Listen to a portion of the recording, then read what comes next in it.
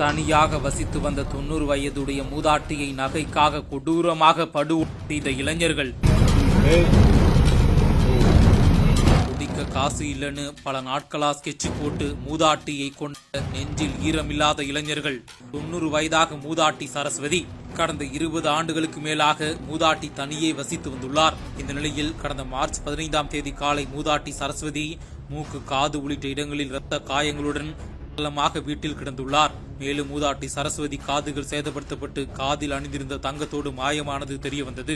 இது குறித்து தகவல் அறிந்த பள்ளிப்பாளையம் போலீசார் சம்பவ இடத்திற்கு விரைந்து சென்று மூதாட்டி சரஸ்வதி சடலத்தை கைப்பற்றி விசாரணை மேற்கொண்டனர். மேலும் அந்த பகுதியில் சுற்றித் திரிந்த 30க்கும் மேற்பட்ட இளைஞர்களை பிடித்து போலீசார் தீவிர விசாரணை மேற்கொண்டனர். அப்போது அக்ரகாரம் பகுதியைச் சேர்ந்த விசைத்தறி கூலி தொழிலாளிகள் தாமோதரன், கோகுல்ராஜ் ஆகிய இருவரும் மூதாட்டி சரஸ்வதியை நீண்ட நாட்களாக நோட்டமிட்டு வந்தது தெரிய வந்தது.